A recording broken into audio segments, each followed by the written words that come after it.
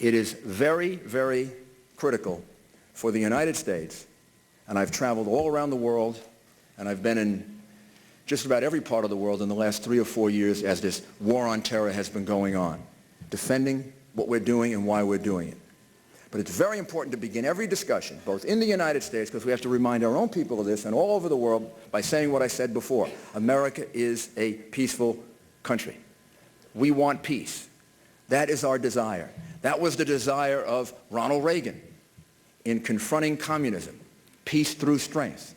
His desire was to have no mutually assured destruction, so that we didn't have this craziness there that one side or the other could blow up the world. Our desire right now is to have peace. And maybe we made a mistake in calling this the war on terror. This is not our war on them. This is their war on us. We desire peace. We want to sell you something. We want to buy something from you. We want to do business with you. This war is over when they stop planning to come here and kill us. When that ends, the war is over. Until then, we have to remain on offense against terrorists.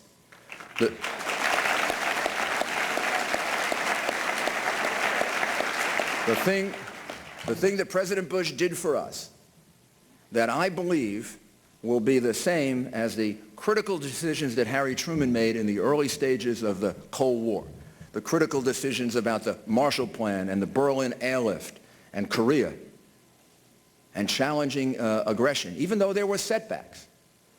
You know, we look at Harry Truman when he was president, very unpopular. We look back on Harry Truman now and we look at those big decisions that he made, and if those decisions were made wrong, who knows how much longer the Cold War would have gone on.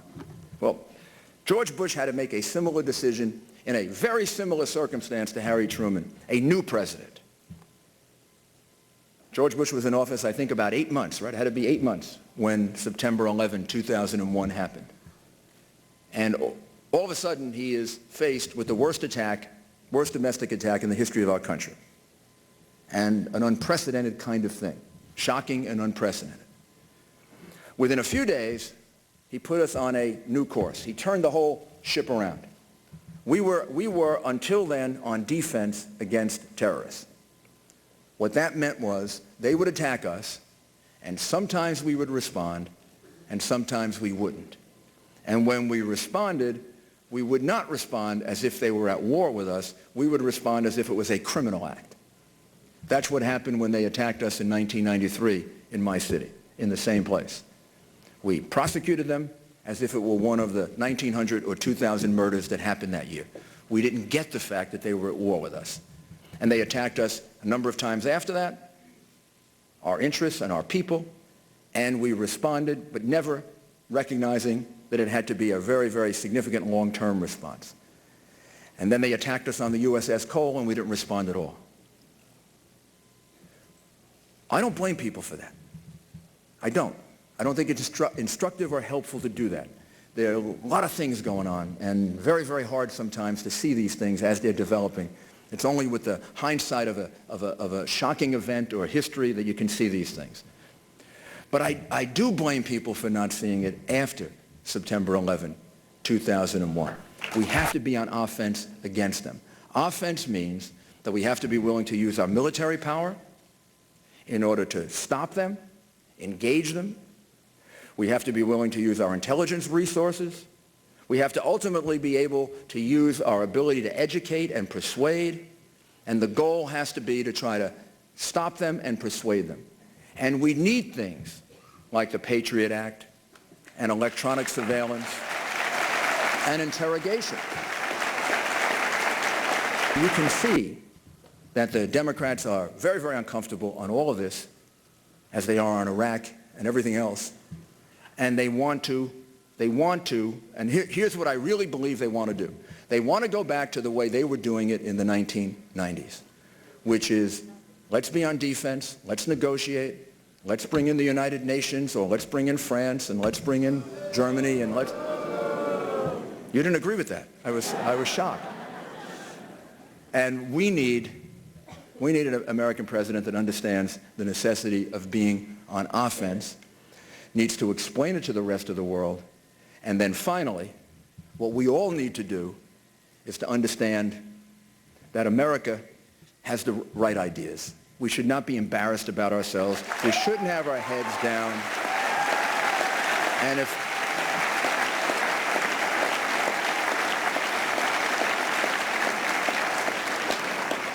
every single one of our problems has to be solved from our strength. And we have great strength. We are the luckiest people in the world. We have freedom. We have democracy. We have a wonderful love of people and tremendous respect for human rights and human life, unlike any other country in the history of the world. And we say that not out of a spirit of being better than anybody else, because we're not. We have our faults, we have our problems, and we have the things that we have to solve. We say it out of a spirit of gratitude that we were given these great gifts. We are very fortunate people, and it's our job to share it with everyone else and to move forward with the kind of vision that Ronald Reagan had, a kind of vision in which America is preserved as a shining city on a hill and a nation that will be a leader in this world, but a leader that brings us to peace and decency. And anybody that wants to join us, anybody that wants to put down the way they were doing it before and wants to join us, you can't find a country that is more embracing than this country.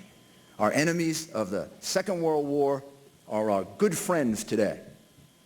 Our enemies of the Cold War are becoming our friends today.